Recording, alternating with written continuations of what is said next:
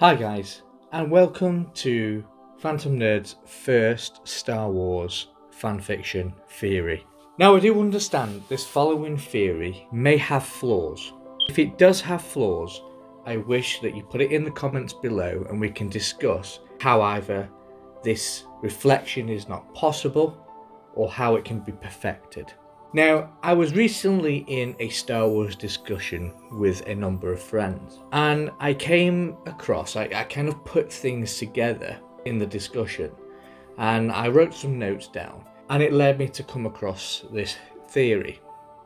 Now, this is a fanfiction theory, it's not canon, it's just how I believe this realm in the Star Wars galaxy actually works.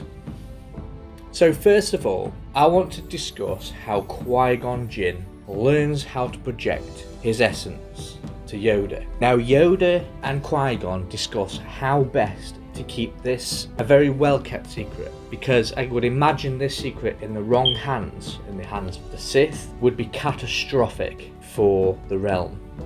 The question here is, what is the secret that's so catastrophic if discovered by the enemy? After we see that the passing of Qui-Gon Jinn, we have to ask ourselves, why does his body not disappear like we see with other Jedis in the future of the Star Wars stories? Now I believe that Qui-Gon in a different form had discovered another realm that we know as the living force. Okay, so if this is the case, and Qui-Gon has found another world, well, how does he communicate with the living world? Now in my theory, I believe this has something to do with him projecting himself from one world to another using none other than the world between worlds. Don't get me wrong, I'm not saying that Qui-Gon can travel world to world. There is a difference here. He simply discovered a way to project himself between the worlds, like some kind of transmission which works both ways. Now this would explain why they are able to show themselves as a Force ghost.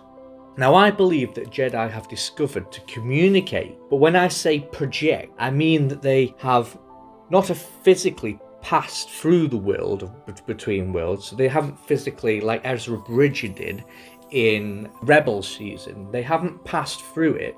They've simply found a way in order to project their essence portal to portal. But that in itself leads us to ask another question. How do Jedis from the living world are they able to show up when they need to? The answer to that question, I believe, is the living force must simply act like gods and be able to watch events unfold within the living realm. And Jedis feel the need to only intervene.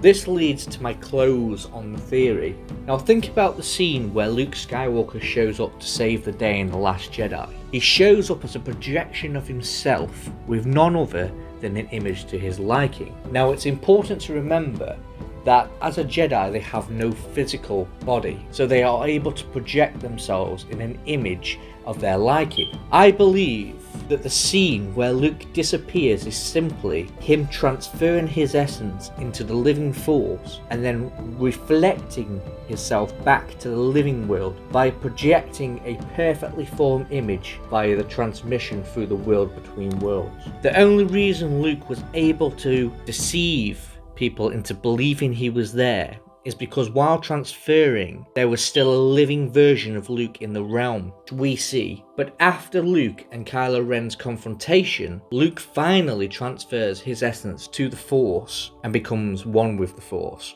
This would explain why Luke shows up as a Force ghost projection in The Rise of Skywalker, as he is projected, or he has passed over to the living Force, which means because he's not physically in the living realm, he's not able to project himself the way he did to Kylo Ren.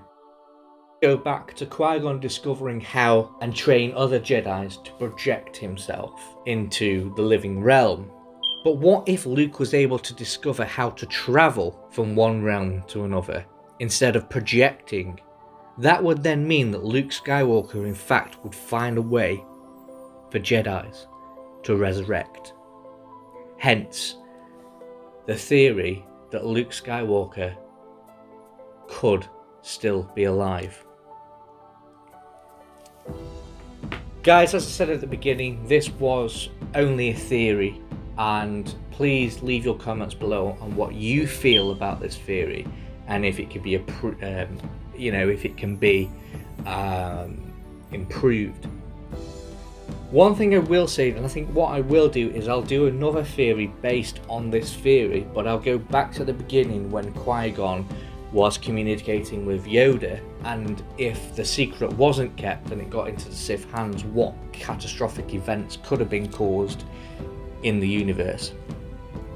So I may do another theory on that.